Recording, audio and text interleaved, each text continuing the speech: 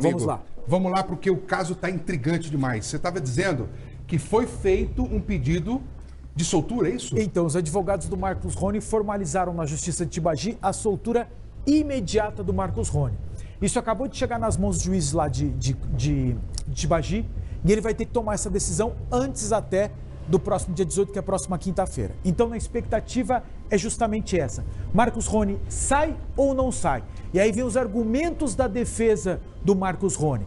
Por que a justiça, na avaliação da defesa, tem que tirar ele da cadeia onde ele está, lá em Ponta Grossa? Porque, no entender dos advogados, a polícia teve tempo suficiente antes do momento em que ele foi preso e depois que ele foi preso, nesses quase 25 dias, de apresentar à justiça todo e qualquer elemento de prova que pudesse justificar a manutenção da prisão dele. E na versão dos advogados, isso não foi feito. Então, por isso que eles argumentam, doutor, solta o Marcos Rony, porque a polícia deveria apresentar mais coisas contra ele, e não fez. Então, pode soltar esse cara. Porém, à parte a isso, que o juiz de Tibagi vai decidir, há uma outra situação também, Furlan, que é a prorrogação do pedido de prisão do Marcos Rony. São duas coisas diferentes e completamente distintas, por mais 30 dias. Então, a novidade de hoje é que ontem, no fim da tarde, a promotora de justiça lá de Tibagi, ela recebeu esse pedido do delegado, o delegado quer mais 30 dias, ela olhou, leu as argumentações do delegado, deu uma olhadinha ali no que foi apresentado como as novas provas para ela, promotora de justiça, ela falou, ok, concordo. Então, eu, Ministério Público, vou pedir para a justiça que ele fique mais 30 dias preso na cadeia. Então, essa é a situação atual. Quer dizer, andou. Andou. Deu um passo. Na justiça. Aí, semana que vem, é a expectativa que nós temos para que o juiz de lá dê a canetada. Ou, não tem meio termo agora, entendeu? Um lado pede a soltura imediata, outro lado, a prorrogação da prisão por mais 30 dias de Marcos Rony. Palpite? Palpite. Palpite. Palpite número 1. Essa história de soltura imediata do Marcos Rony não vai acontecer. Palpite, tá, gente? A manutenção da prisão dele vai acontecer. Porque o Marcos Rony tá triste, né? Tá. Ele tá triste na prisão, já disseram pra gente que já flagraram ele meio que com carinha de choro, que ele não quer ficar mais lá. Ele insiste em dizer que não tem nada a ver com a história e tá pedindo, pelo amor de Deus, pra sair. Quem sabe ali ele reflita um pouco mais. Quem sabe como é que tá a cabeça dele nesse momento de 30 dias. Mais 30 dias são 60 dias, onde ele não recebe visita de ninguém. Não pode ver os filhos. O Renato falou aqui que em função dessa característica da prisão temporária, ele não pode receber visitas. Então ele não conversa com a mulher, não conversa com os 3 filhos. Como é que isso afeta a cabeça do sujeito? E como é que tá a vida da família? Então... Como ela chama? A Eliana. A Eliana. Como é que tá a família da Eliana? A Eliana é a esposa, do Marcos Rony. Eliana... As crianças estão bem, estão com ela. Então, lembre-se, o Marcos Rony com a mulher, eles moravam no endereço lá em Tibagi. Ela, depois que ele foi preso, ela mudou de endereço. O argumento inicial era de que ela estava se sentindo acuada, amedrontada no endereço dela. Mas, na verdade, depois ela conversou com a gente e falou o seguinte, que ela mudou porque ela já não tinha mais dinheiro para pagar o aluguel da casa. Voltou para a casa do pai e da madrasta. O pai que a gente contou aqui que tomou a cadeirada do Marcos Rony. Exato. E a última informação que eu tenho é que eles não estão mais na cidade. Nem a Eliana, nem os 3 filhos do Marcos Rony. E é só. E a dona Flávia, a mãe da Isis? Essa também, ela não tem aparecido tanto mais. O que nós sabemos é que ela era diarista, hoje ela não faz mais esse trabalho em Tibagi, e que o irmão dela, o tio da Isis, é aquele cara que está ajudando, inclusive com a oferta de um emprego nela. Ele trabalha como gerente de uma loja de móveis lá na cidade, e ela, segundo ele, está trabalhando com ela, está trabalhando com ele também. É uma oportunidade que foi dada. E eu fico assim numa apreensão tão grande, me coloco no lugar da família dessa menina, a angústia que isso deve estar, aquela tensão, né? Você sabe que a primeira vez que eu conversei com a dona Flávia foi no 5º dia de desaparecimento da Isis. 6º dia de desaparecimento. Foi a primeira vez que você foi para Tibagi, né? Foi no 6º dia de desaparecimento. E aí eu lembro assim que tinha uma cena que nós fizemos ali no quarto da Isis, porque até então é verdade, porque até então ela era tratada como desaparecimento. Aí, como a gente chegou lá a primeira vez, não estava sabendo da história, o que eu imaginei? Guria nova, 17 anos.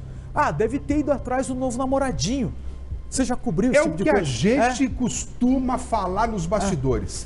Porque, só para o pessoal de casa entender, na grande maioria das situações, é isso que acontece. Na grande maioria. Então, preliminarmente, a gente pensa, bom, é uma possibilidade, garota jovem, uma família mais conservadora, saiu de casa com alguma colega para ver algum paquerinha. Uma possibilidade que foi descartada logo na semana subsequente. Então, mas foi difícil também essa compreensão, porque inicialmente a mãe chegou e falou, olha, dá uma olhada no armário dela. Ela abriu o armário, não saiu, não tirou nada, não tirou roupa, não tirou peça, não tirou nada. Falou, mas para onde sua filha foi? A senhora sabe? Dizer, aí aos pouquinhos ela foi contando.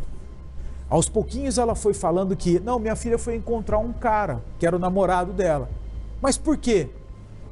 Dela não contava. Aí ela falou, olha, ela foi ter esse encontro porque ela ia tratar da gravidez que ela teve com esse homem. Quem é esse homem? Ah, um cara mais velho. Mais velho? Casado. 3 filhos. E eu não estava sabendo de nada disso, a mãe fala. Como não estava sabendo nada disso? Aí ela chama outra filha, de 14 anos.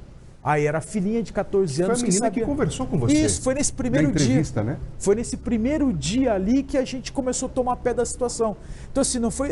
A dona Flávia, eu lembro que ela estava muito resistente. Não foi que nós chegamos na casa dela, já foi falando, ó, eu tenho esses prints de conversa aqui, já fui na delegacia e o meu irmão entregou isso aqui para o delegado. Tem esses. Onde o Marcos Rony assume que engravidou a guria. Não, foi devagarzinho. Ela é uma família assim, vamos dizer assim, resguardada com essa história. Então, não foi tão rápida essa história. E tem uma reportagem nova hoje. Tem, para justamente a gente repercutir. Isso é importante, tá, gente? Porque nós estávamos fazendo uma conta aqui ontem, nós chegamos a 30 dias sem uma palavra oficial de qualquer autoridade pública sobre o caso Isis. Com exceção do secretário de Segurança que respondeu aquelas perguntas. Agora. Foi agora que ele falou. Porque até então o delegado não fazia, nós saímos daqui de Curitiba e fomos para Tibagi com uma entrevista marcada. O delegado deixou a gente na mão. Vamos ver essa reportagem, então? Que agora o secretário volta a falar sobre o assunto.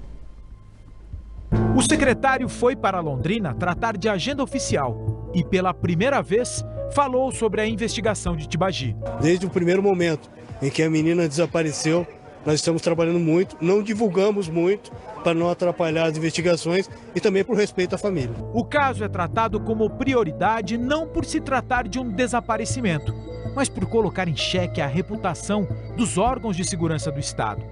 Isis, de 17 anos, teve um encontro com o vigilante Marcos Rony e não foi mais vista. Ela estava grávida dele, um homem 20 anos mais velho, casado e pai de 3 filhos. E lá se vão 36 dias do desaparecimento. Nesse período, o ex-namorado chegou a ser investigado. Tudo porque uma caminhonete apareceu nesta cena. A suspeita era de que a moça correndo fosse Isis. Não era. E a caminhonete não era do ex-namorado. Logo no terceiro dia do desaparecimento, a polícia coordenou buscas pela adolescente. A área de mata fechada ficava a 50 quilômetros de Tibagi, em Mandaçaia, Telêmaco Borba. Depois, novas coordenadas para os bombeiros. Era hora de fazer buscas dentro d'água, no rio Tibagi. E por último, novas buscas no distrito de Lavras, no meio do caminho entre Telêmaco e Tibagi. Tempo perdido ou etapas de investigação? Não importa. O delegado Jonas Avelar saiu do caso. Oficialmente, entrou em férias. Esta aqui foi a única entrevista dada por ele para a RIC TV. Já tem mais de 30 dias. Desde então, autoridade alguma falou sobre o caso. A família de Isis ganhou um advogado, o midiático Cláudio Daledoni. Um caso de repercussão aí nacional, e a preocupação do secretário de Segurança Pública é nesse sentido, que ontem externou em longa conversa que eu tive, a preocupação de tudo isso e colocando já todo o aparato de segurança para encontrar a pequena Isis. Marcos Rony está preso temporariamente. No próximo dia 18, encerra esse prazo. E laudos e exames pedidos na Polícia Científica não ficaram prontos. Resta saber de quem era o fluido corporal encontrado no carro de Marcos Rony. De quem eram os fios de cabelo também encontrados lá dentro. E o que diz a quebra de sigilo do celular dele. Para quem mandou mensagem e sobre o quê? por onde andou no dia em que Isis desapareceu. E nos dias seguintes, nada disso ainda pode ser respondido ainda sem os tais laudos. Por isso, a polícia pediu prorrogação da prisão de Marcos Rony. Se a justiça vai concordar, é outra história, apesar do que disse o secretário. Estamos com todas as forças voltadas para aquela situação. Está sendo feito um trabalho pela Polícia Civil de análise dos telefones daquele suspeito que está preso, né? Ele não será liberado e a gente está muito empenhado nisso, com o intuito de localizar ela, viva ou morta. Segundo o secretário, 2 delegados da Divisão de Homicídios também estão trabalhando nessa investigação. É a DHPP, que também tem uma delegacia especializada no desaparecimento de pessoas. Nós temos 4 delegados nesse caso. 2 delegados da Delegacia de Homicídios e 2 delegados da região. 4 delegados no caso Isis? Desespero ou reação adequada a um caso de repercussão? A cidade cobra. Protestos já foram feitos e terminaram na delegacia. Para a população de Tibagi, a reputação da polícia está em jogo. E por que não? Do secretário de Segurança também. A sociedade teme que esse caso caia no esquecimento, porque são 36 dias. A gente sabe que em situações como essa é até comum os prazos serem um pouco mais extensos diante da alta demanda de pedidos feitos e um inquérito complexo, como é o caso desse aqui. Mas a sociedade tem medo disso aqui cair no esquecimento, caso Marcos Rony nunca admita e caso não tenha nenhum elemento que possa comprovar que ele tem culpa. Tenho mais uma pergunta para o senhor. Manda. Diante de tudo que a gente já mostrou, diante daqueles elementos, aquele levantamento analítico que nós fizemos das probabilidades, um dos principais pontos que os advogados gostariam para poder isentá-lo seria aquela contra-argumentação que até então não era oficial. Aquela resposta que eu tô querendo que você traga pra gente é o seguinte: Marcos Rony mentiu de verdade quando disse que estava no carro com o advogado? Então, porque isso é forte. Isso assim, é a contradição mais pesada que tem nessa investigação, né? Marcos Rony esteve em Mandaçaia no dia seguinte ao desaparecimento da Isis? Sim. No outro dia também? Também. Só que ele fala, eu estive dentro do carro do meu ex-advogado. E a polícia tem informação de que ele estava com um carro próprio. Então, esse é um elemento de prova importante para a polícia comprovar através de rastreamento de celular. E também câmera de monitoramento. Exato. E atrapalha a defesa se isso se confirmar. Exato, exato. E aí vem aquela coisa, mas quando fica pronto? Não sabemos. Isso não depende da Polícia Civil, dos delegados que estão trabalhando nisso. É muito prematuro a gente falar de um assassinato sem corpo? Ainda é muito prematuro? Por não encontrar, é uma possibilidade real. Um assassinato sem corpo. Boa essa frase sua, um assassinato sem corpo. Não um crime, a gente estava debatendo a possibilidade de não ter corpo por não ter crime. São coisas diferentes. Sim, o Fábio está falando, depende da investigação. Sim, depende da investigação. Mas Isis vai ser encontrada ou não? Essa é uma questão. Mas isso não vai influenciar no trabalho da polícia. Se o Marcos Rony... A polícia não depende do corpo, Furlan. Desculpa te interromper. Não. A polícia não depende do corpo da Isis para chegar a uma conclusão de indiciamento do Marcos Rony em responsabilidade. É o mesmo caso do Ministério Público na hora de oferecer a denúncia. É claro que o corpo, você vai ter outras informações. Causar morte, não é? Onde foi enterrado é ocultação de cadáver. Você tem outras situações, mas uma coisa não depende da outra. Marcos Rony, ele foi lá para Beltrão, certo? Foi. Nós não sabemos ainda se o Douglas, o homem que estava com ele, também esteve lá. Não. Mas vamos supor, se sim ou se não, existe uma rodovia que não é tão extensa assim e que você atravessa do Brasil para a Argentina. Se esse corpo foi largado lá? Ô, louco. Mas como? Como? Eu te pergunto. Como? Ele estava com o carro dele. Ele estava com o carro dele. Ele foi até lá. É só atravessar a rua. A fronteira é uma fronteira seca, gente. Entendeu? Dionísio Cerqueira, né? É isso? O nome? Atravessou a rua, já está na Argentina. Entendi. Então, quando a gente fala de fronteira seca, não existe fiscalização, gente. Você atravessou a rua, você está na Argentina. Você joga um corpo lá... Entendi. E aí? Entendi. É que a polícia tá focada na região de Telemaco Borba. E assim, não é só por causa das informações de telefones que não vieram. Agora tem. Mas é que na época você já tinha uma testemunha falando: no sábado, eu vi o Marcos Rony ali. Vilches, vamos lá. Ele se apresentou depois do burburinho que havia sido feito. Ele se apresentou depois que saiu o mandado de prisão contra ele. Tá, e o burburinho já tinha sido levantado. Ok. Na hora que ele se apresenta, nós estamos falando da mesma data em que ele fala para o delegado que ele esteve com a menina quando o delegado dá um truco falando da Hermes, certo? Perfeito. Mas ele não é preso, ele volta para casa. Sim, na segunda-feira. As pessoas denunciam que depois disso teria visto ele pela segunda vez no local indicado, mas ele estava solto. Quem garante para nós se esse cara não deixa o telefone celular em casa e faz o que tem que fazer com receio da localização de novo ser interceptada? Tá, mas aí eu posso te dizer... Porque ele burro ele não é, a gente sabe disso. Mas ele convivia com polícia. Certo. Mas o que eu posso te dizer é o seguinte: a partir do momento em que o Marcos Rony presta o depoimento na delegacia, então vamos à cronologia. Quinta ela desaparece, sexta manda saia, sábado manda saia, domingo, segunda-feira ele presta depoimento. A partir do quinto dia de desaparecimento da guria, a polícia já começa a fazer campana no Marcos Rony. Essa informação que nós temos. Por quê?